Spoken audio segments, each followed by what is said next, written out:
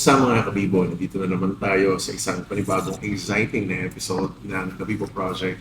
At muli kasama na naman natin si Brother Joey at syempre kasama natin si Coach Arman sa isa na namang pagkakataon na mapag-usapan natin yung mga bagay-bagay na mahalaga at nakaka-apekto sa ating buhay. Kumusta Brother Joey? Ayos naman, medyo lumalamig na yung panahon ngayon eh. Ayaw nga. Naka-jacket ako ngayon. Siyempre, oo. Ikaw, Ako kamusta? rin, Oo, ako lang naman yata yung hindi eh. No? Oo. Oo. So, ano na yung napapansin nyo ngayon sa lugar? Medyo may mga Christmas lights na ba sa lugar ngayon? Oo eh. Ay, kung nabanggit mo, yung paglamig ng panahon, ito ay associated sa tinatawag nating napapalapit na yung Kapaskuhan. No? Well, tayo naman, September pa lang. Start na yun sa Pilipinas. Oo. Sabi nga nung, Filipinos celebrate one of the longest Christmas in the world. Ika nga. meron po mga haba sa ating coach. Hindi ko lang alam. Ewan ko na lang. No? Parang Mayo pa lang yata yung ating iconic singer na si Jose Marichan. Pinalalabas na. Pinalalabas na. Parang gano'n. Pero this is a very exciting part of the year. No? And we were wondering, is it the same? Something like that? Before we go with that, no, matanong kita, Brother Alfred. Ano ba yung naalala mo every time dumarating yung Christmas? Well, pagka dumadating ang Christmas, aside from the temperature is getting colder, tapos syempre yung mga stores, department stores, kaya yung mga mall, kaya na nagsisimula na nagpapatugtog ng kanilang mga Christmas carols and Christmas jingle, and at the same time, yung mga decorations, no? When you heard Christmas, ano yung one word na naiisip mo? When we say Christmas, one word that comes into my mind is happiness. Allow me to explain what happiness is Sige. pagka sinabi natin Christmas. Happiness because that is the time of the year na talagang favorite natin because there are a lot of good things that we expect, lalo na kung bata ka. No? Pangalawa, dahil ako ay pinalaki sa Kristiyanong pamilya, no? Romano Katoliko din naman kami, no? Talagang sineselebrate natin yung true meaning, which is the birth of our Savior, Jesus Christ. What about you, Coach? Maganda yung tanong ni Brother John. Ako, ang naalala ko sa Christmas is, ngayon, masaya. Kasi unang-una, naalala ko nagsasabit lagi kami ng medyas. Tapos pagising namin, may mga regalo. Yun ang naalala ko. Happiness kasi yun naman ang kaligayahan ng bata. Kung may regalo, may baril-barilan, masaya ng bata. Parang it's a time of giving. No? Giving. Oo, So, lalo Christmas, giving. Giving, yes. Yun yung parang word na. What about you, Brother Joe? Ako siguro, when I heard Christmas, ang one word na naisip ko is family. Family. Family kasi doon nagkakaroon ng reunion, diba? Minsan yung mga relatives na matagal mo hindi nakita, pupunta, no? Visit. So, nagkakaroon ng reunion ng Teka. family. Yung term nga, nambibisit na? Nag-visit. May mga ganun. May mga ganun din. Oo. But in general, it's more of Visitation. reunion. Yeah. Kamusta? Kamustahan. So, bilang di naman tayo magkakalayo ng edad. Oo nga. Ano ba yung naalala yung Christmas before sa Christmas ngayon? Or yung mga, like last year. Kasi ako may mga napapansin ako mga kakaiba na or hindi ko na nakikita before. Oh. Pwede bang mag-go far pa from last year? Pwede naman? Oh, pwede. Ako lang siguro Siguro mauna talaga ako. si Ako Coach para Arman. makatanda dito. Hindi naman ako. Ikaw ang pinakabata. Kasi nung una, hindi ko alam kung naabutan yung nagsasabit ng medyas na gaya ng sabi ko. Nagsasabit ng medyas pagkatapos nun, excited. Kasi unang-una, parang hindi ka makatulog. May ba silipin mo? Sino kaya naglalagay dyan? Very curious. Tapos, pero bago syempre nun, Lalo na pagbata ka pa, no? Excited ka niya eh. Tapos magka-caroling, syempre. Caroling, nandun yung, may dala kami mga kanta ni ginaganyan-ganyan. Ginagawa at binubuo kayo. Mano-mano yun. So yun ang naalala kong mga magandang alala kong Christmas. Tapos sabay-sabay na bubuksan kinaumagahan, kukunin yung medyas. Pagkatapos nun, siyempre tuwa kapag nakita mo may laruan. Yun ang nagawang kaligayahan ng bata. Yan ang mga good thing. Hindi ko alam kung naabutan nyo yung time na yun, nagsasabit ng medyas. Una ko na abutan naman namin kasi it was the influence of media during that time. Kasi ang media noon, our media was limited to TV, majority television. And syempre sa dyaryo, no? Parang ganun. So yun ang natin doon. Yun ang isa sa mga bagay na nakikita namin yun sa mga movies, something like that. So nakikita rin naman namin. Bakit ikaw naman, brother Joe? Sa amin kasi medyo social pa pag nagsasabi ng medyas eh. Committee. So, Sa amin, buto siya. wala, hindi siya tradition in our family na nagsasabit ng ano. Pero ang mas naalala ko yung mga simbang gabi, kaya Na, mga bibingka, puto bumbong, yun yung mga very common na naalala ko. mas kung Pinoy talaga. Yes, So, feeling. yun yung mga, well, meron pa rin naman siya hanggang ngayon, no? Pero feeling ko kasi parang mas hindi nabibigyan ng importansya ngayon kasi iba-iba na rin eh. Hindi na yung kagaya before na authentic talaga yung mga putubong ko ngayon, may mga fusion na eh. May mga kung ano. May strawberry po sa bong. So, Hindi na lang tayo. nakakamiss lang yung mga original na natitikman natin. Na tradition. Ikaw, bro. Ako, in my case, I think I have the best of both of what you have experienced. Mhm. In the sense na naranasan din namin magsabit ng Medyas. medyas. Yes. No, tapos yung simbang gabi, I can still vividly remember.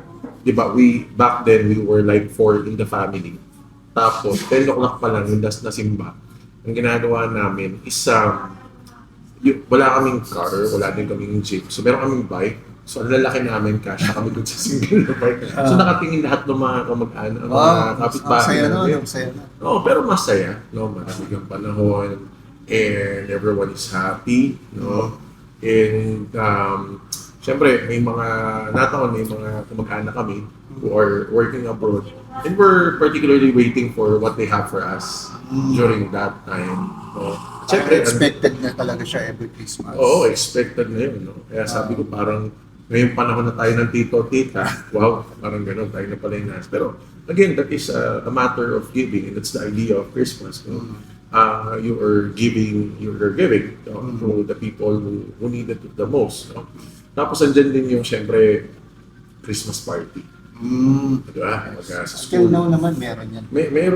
Meron naman, no? And, well, actually, makikita natin, pag-uusapan natin, malaki yung pinagkaiba, no? Kasi lalo na, kami particularly, teacher kami, and I think kayo rin, pag naobserbahan nyo, especially you are a parent, no?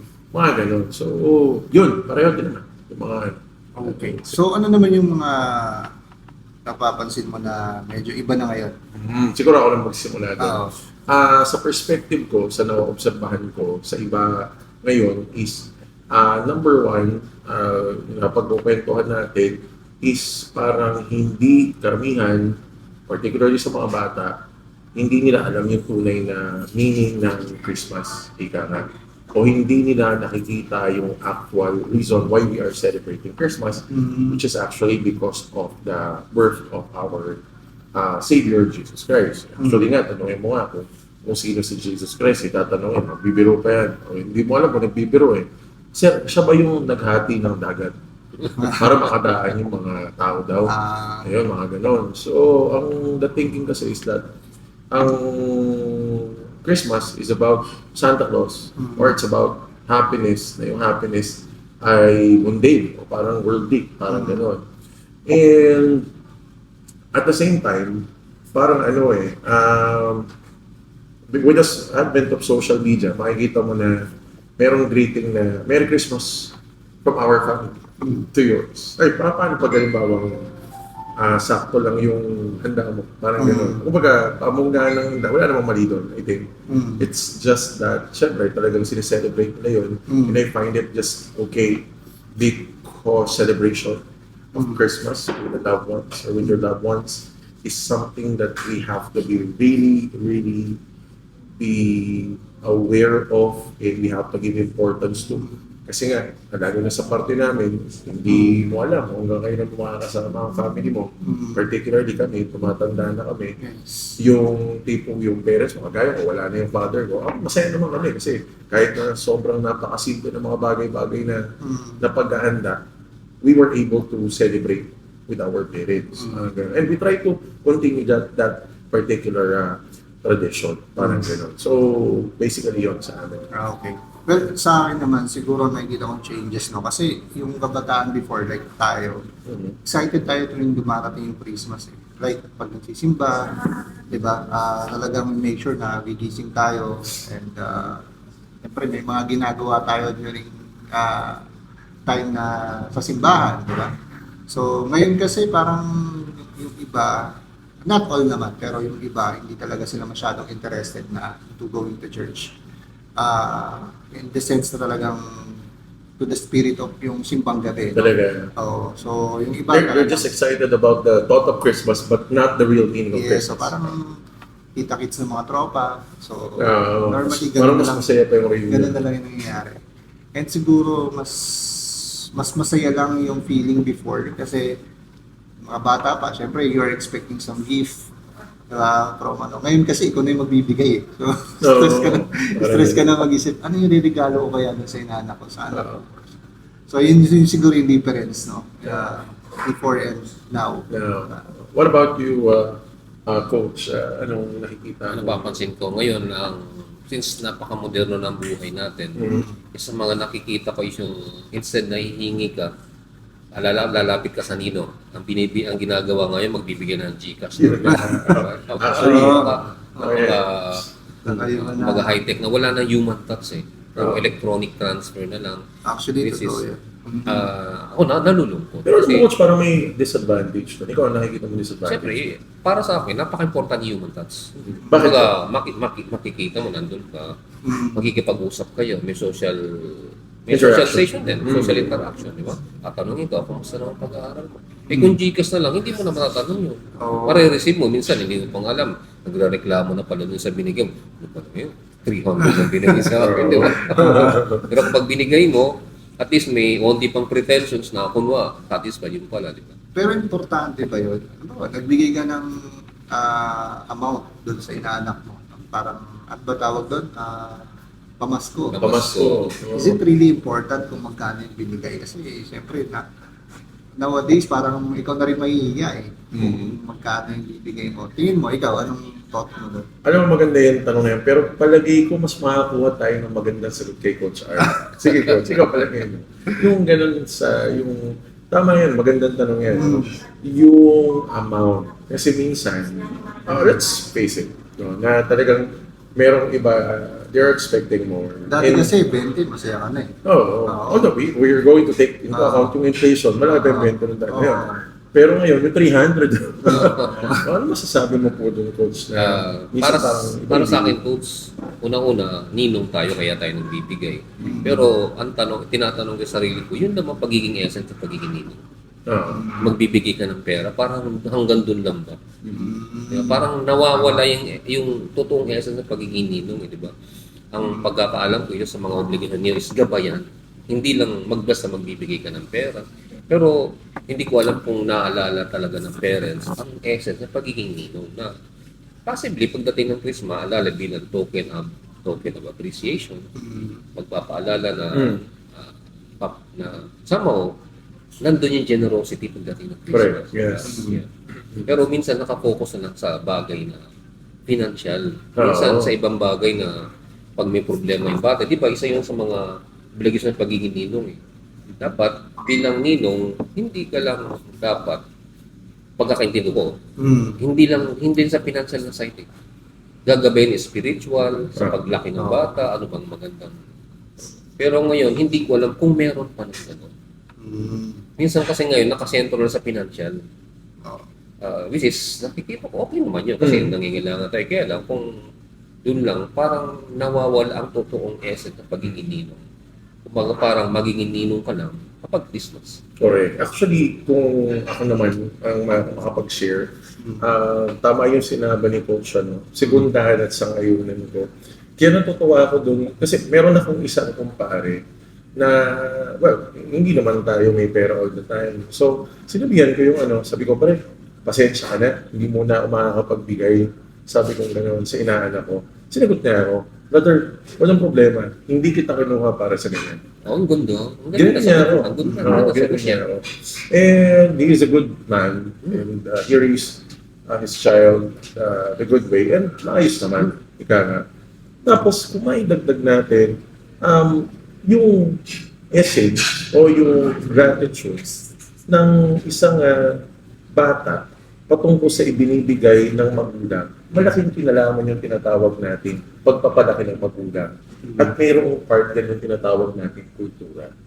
Halimbawa, sabihin natin, yung bata, na tinitingnan niya yung parent niya, nung naka-receive siya ng pera pamula sa nino.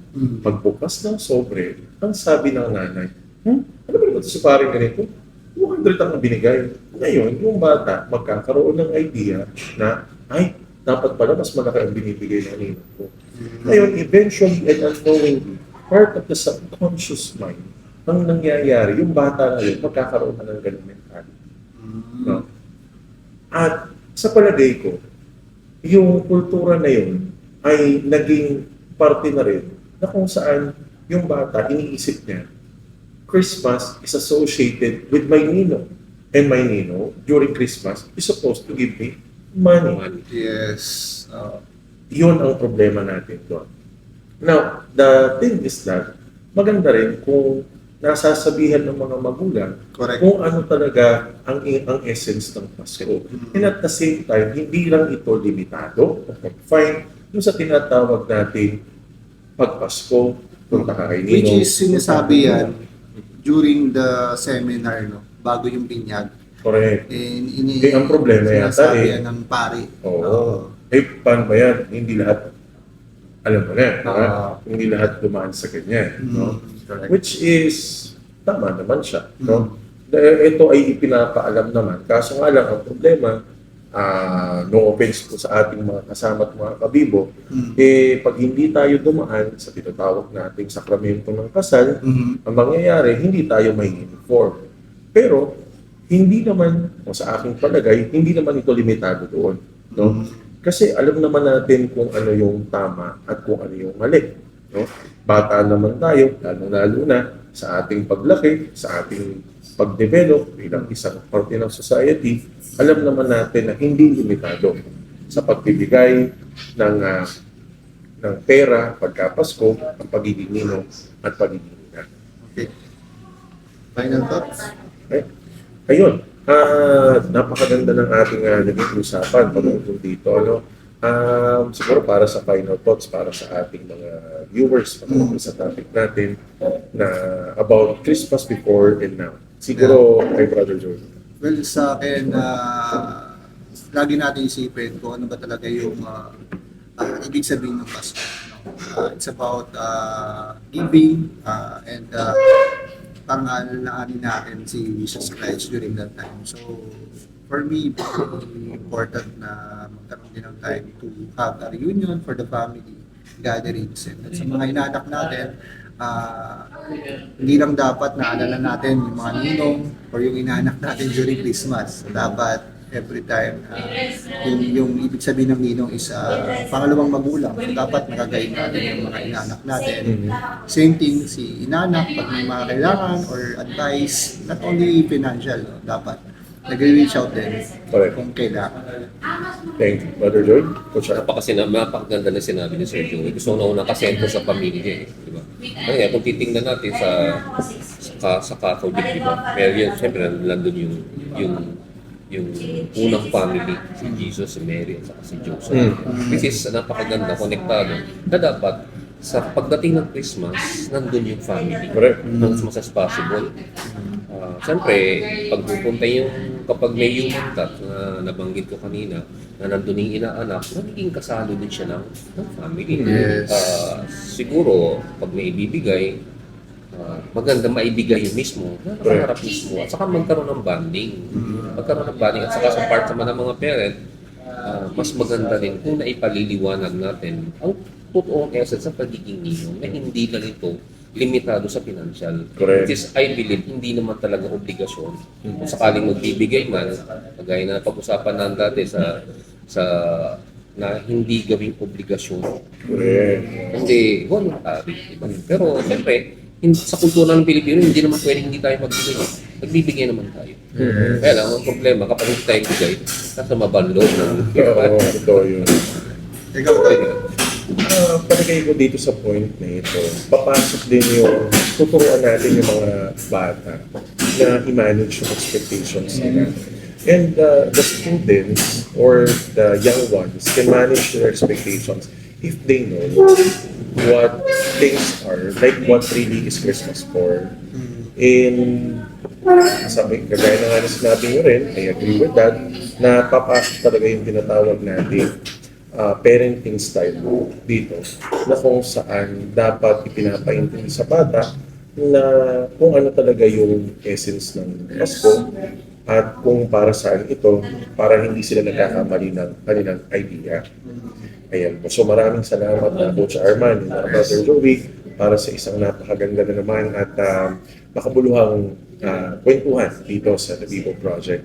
And kung hindi pa po kayo nakakapag-like and subscribe sa ating Vivo Project, please do so. At syempre, huwag din kakalimutan ang Sir Odi Travels. At sigurado marami po kayo matututunan doon. Muli, maraming salamat. And this is Teacher Ray, Coach Arman, and Brother Joey. Paalam.